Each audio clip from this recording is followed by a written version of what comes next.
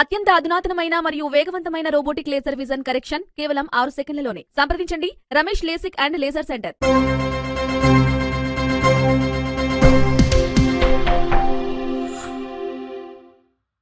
So struggle పోరాడుతూనే ఉంటావు. అదే నీ పని ఇప్పుడు? డెఫినెట్గా పోరాడాలి. మనం భవిష్యత్తులో మీరు అన్న విద్య వైద్యం మీద భారతదేశ వ్యాప్తంగా కూడా కొన్ని మార్పులు రావాలి. దానికి సంబంధించి నేను అంత నోట్స్ తయారు చేసుకుంటున్నా. ఇప్పుడు తెలంగాణలో కొంత స్వేచ్ఛా వాయువులు అయితే వచ్చినాయి.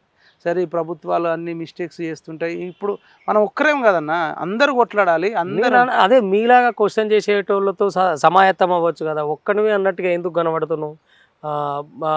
తర్వాత చూసుకున్నప్పుడు ఇప్పుడు కొంత అంటే గతం నుంచి చూసుకుంటే ఇప్పుడు కొంత సంయమనం వచ్చింది మాట్లాడడంలో అనేది నాకు అర్థమవుతుంది. నాకు వెరీ క్లియర్గా తెలుస్తుంది. సో అంటే రేజ్ చేయాల్సిన దగ్గర కంప్లీట్ రేజ్ చేస్తున్నారు. అది చూస్తున్నాం రీసెంట్గా కూడా. కానీ ఈ తీవ్రమైన ఈ పరిస్థితుల్లో మీలాంటి వాళ్ళు ఒక 10 మంది సమాయత్తం అయితే ఇప్పుడున్న ప్రభుత్వం కానీ వచ్చే ప్రభుత్వాలు కానీ పోయిన ప్రభుత్వాన్ని కానీ అందరికీ ఒక క్లారిటీ వస్తుంది అన్న నెపంతో కొట్లాడుతున్నారు కదా. అదే ఎందుకు చేయకూడదు? ఒక ఐక్య కార్యాచరణ లేకుండా ఒక్కడివే ఎన్ని రోజులు పోతావు అని. డెఫినెట్గా మీరు చెప్పిన ఐడియా ప్రకారం మనం వెళ్దాం. గతంలో నేను తెలంగాణ నిరుద్యోగ రక్షణ చేసి పెట్టి కొన్ని జిల్లాలలో ఇన్ఛార్జీలను పెట్టినాం. అవును, సరే, వాళ్ళంతా కొంత ఎక్కువ ఫోకస్ కాకపోవచ్చు. అప్పుడు ఆ 2-3 నెలలకు సరిపడా నిరుద్యోగుల కోసం ఈ కేసీఆర్ని ఎట్లనే దించాలని చేసినాం.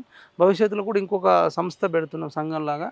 ఆ సంఘం ద్వారా మీరు అన్నట్టు అందరినీ 10 మంది కాదు, ఇంక 20 మందినైనా 30 మందినైనా పెట్టి నాకు క్లియర్ కట్గా విజన్ ఉంది. ఈ దేశాన్నే మనం రేపు మార్చబోతున్నాం.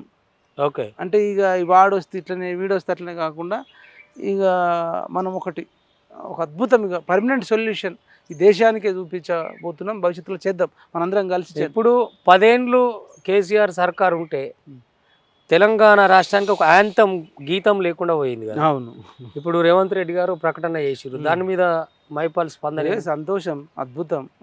అందశ్రీ అన్న అసలు ఆ పాట లేకుండా అసలు తెలంగాణ ఉందా? అదే గేయం గెలిచింది, న్యాయం నిలిచింది.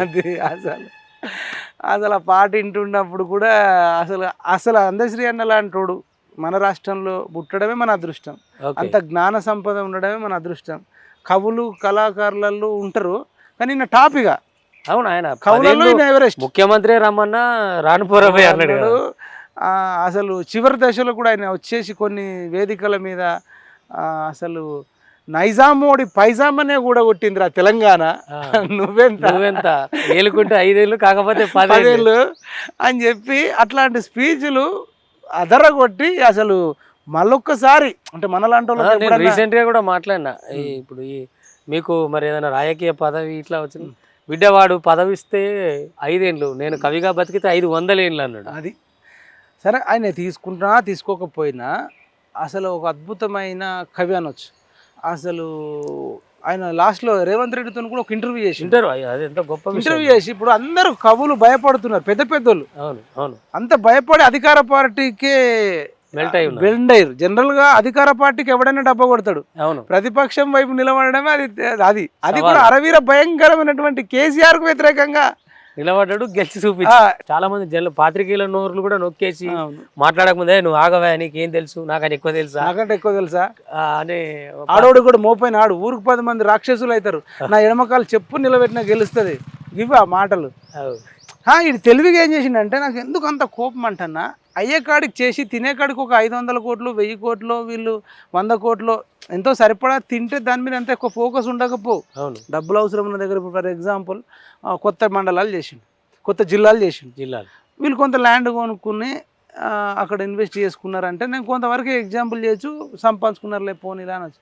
కానీ వీళ్ళు వాంటెడ్గా ఈ 60 ఏళ్లలో జరిగిన విధ్వంసం ఎట్లా జరిగింది అంటే, మెయిన్గా ఎక్కడ పడితే అక్కడ బెల్ట్ షాపులు, ప్రతి గ్రామంలో బెల్ట్ షాపులు పెట్టి యువకులు వాళ్ళు పుస్తకాలు పట్టాల్సిన వాళ్ళు ఛత్రపతి శివాజీ, సుభాష్ చంద్రబోస్, వివేకానంద, అంబేద్కర్, పూలే ఇట్లాంటి పుస్తకాలు చదవాల్సిన వాళ్ళు కింగ్ ఫిషరు, నాకౌటు, రాయల్ ఛాలెంజు ఇవి పట్టేటట్టు చేసిండు. అంటే నేను ఒక పెద్ద రచయిత చెప్పిండు ఏమనంటే, ఒక దేశం నాశనం కావాలని, ఒక సమాజం నాశనం కావాలంటే అనుభవం వేయాల్సిన అవసరం లేదట. అక్కడ విద్యను నాశనం చేసేసి వాళ్ళని తాగుడుకు మత్తు పదార్థాలకు బానిస చేస్తే ఇక అదే విధ్వంసం అయిపోయినట్టు కదా అని చెప్పినట్టు అది పాటించిండు. అది చేయకుండా ఈ వైన్ షాపులు బెల్ట్ షాపులు పెంచకుండా గంజాయిని మాదక ద్రవ్యాలను కనుక ఆపి డ్రగ్స్ను అవును ఇప్పుడున్న ఏవైతే ఆ బడులను ఆయన ఏం పెట్టకపోయినా అవును ఆ ఉన్న బడులలోనే ఎంతైతే రిక్రూట్మెంట్ చేసి గనక చేసి ఉంటే అసలు ఆయన ఎవరు అడగాల్సిన అవసరం కూడా లేకుండే. అదే ఇప్పుడు జనం ఇచ్చిన తీర్పు ఆయనకు వచ్చేది, వచ్చేది అది రాలేదు.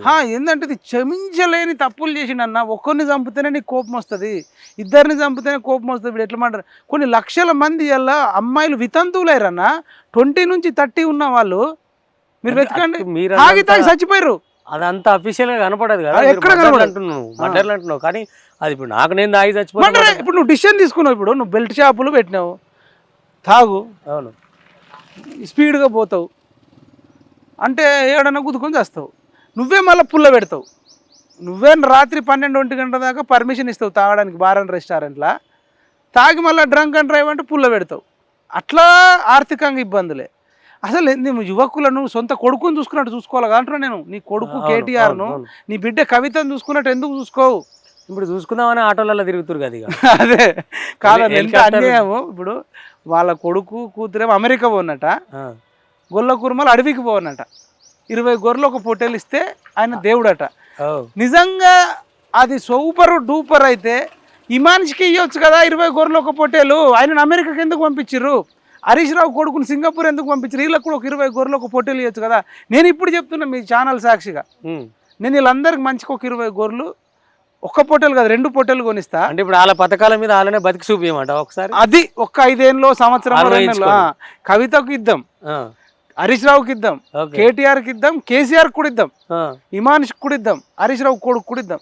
మీకు మంచికి 20 గొర్రెలు మీరు ఒక్క పొట్టేలు ఇచ్చారు కదా. అంటే ఒకసారి రాజ్యం ఇప్పుడు గొర్రెలం గాయమంటే కాస్తారా వచ్చి? మరి ఒకప్పుడు అన్ని కులాలలో కూడా రాజులే కదా, యాదవులు రాజులే, ముదిరాజులు రాజులే, మాదిగలు రాజులే. అసలు రాజులు కాని కులం ఏది ఉంది? ఒకప్పుడు అంతా కుమ్మరి రాజులు ఉన్నారు, కమ్మరి రాజులు ఉన్నారు, ఇట్లా అందరూ అన్ని కులాలలో రాజుల వంశం నుంచి వచ్చిన వాళ్ళే. మరి నువ్వు ఎట్లా గొర్రెలు ఇస్తావు? నేను అడిగిర్రా? అడగలే. నువ్వు పంపు అమెరికాకు, నీకే దండేస్తాం కదా. నీ కొడుకు నీ కూతుర్లనేమో అమెరికా పంపుతావు, మమ్మల్ని అడవికి పంపి గొర్రెలకు పోతే మేమేమో రోజంతా అడవికి పోతే నువ్వు వచ్చి కోసుకొని తింటావు కమ్మగా. అట్లంటే ఇప్పుడు కేటీఆర్ పాపం ఆటో అన్నలు మొత్తం ఆగమవుతారు, ఇలా ఫ్రీ బస్సు పెట్టి అమ్మ లెక్కలు ఏమైనా చిగపట్లు పట్టుకొని కొట్టుకుంటారు, వీళ్ళేమో ఆగమవుతారు. ఈ పథకాలు ఏంది, ఈ 6 పథకాలు అమలు ఏంది, ఈ కథ ఏందని అంటాడు. మరి దాని మీద ఏమంటావు? దాని మీద అన్న నిజంగానే ఇప్పుడు వీళ్ళు బస్సు పథకము ఇంత ఎమర్జెన్సీగా తీసుకురావాలని ఎవడు అడగలేదు, తీసుకురావాల్సిన అవసరం లేదు. ఓకే, ఒకవేళ తెచ్చినా సిటీ నుంచి సిటీకి, ఇప్పుడు ఫర్ ఎగ్జాంపుల్ భువనగిరి ఉంది, భువనగిరి నుంచి నల్గొండ నుంచి హైదరాబాద్కు రావడం, ఇట్లా సిటీ నుంచి సిటీకి ఫ్రీగా ఇచ్చినా ఏం కాదు. ఓకే, అదే ఒక తండా నుంచో పల్లెటూరు నుంచో వాళ్ళు మండలానికి వచ్చేటోళ్ళు, జిల్లాకు వచ్చేటోళ్ళకి అక్కడ ఫ్రీ అవసరం లేదు, ఎందుకంటే అక్కడ ఆటోలు కూడా బతకాలి కదా. బతకాలి. కానీ ఈ ప్రశ్న మనం అడిగితే ఏం కాదు, కేసీఆర్కు అక్క లేదు, పతివ్రత మాటలు చెప్తున్నాడు ఆయన. చేసిన నీ చేతిలో అధికారం ఉన్న రోజులు ఏం చేసినావు? ఇప్పుడు వాళ్ళకి 15,000 ఇలా ఆటోలకు అంటున్నావు, 15,000 20,000. నువ్వు నీ దగ్గర అధికారం ఉన్న ఇచ్చినావా? నువ్వు రైతు బంధు పెట్టి భూస్వాముల బంధు ఇచ్చినావు, నువ్వు ఆటో బంధు పెట్టి ఆటో డ్రైవర్లకు ఎందుకు ఇవ్వలేదు? ఇవన్నీ నంగనాచి మాటలు. ఆల్రెడీ సెల్ఫీ కెమెరా పెట్టుకొని ఆటోలో ఉండి, అదే మళ్ళీ ఆల్రెడీ వాళ్ళ మనిషి తెలిసిన పెట్టుకొని టీఆర్ఎస్వి అని పెట్టుకొని నిజంగానే అట్లా పోతూ ఆటో వస్తే ఆటో ఎక్కడం వేరు.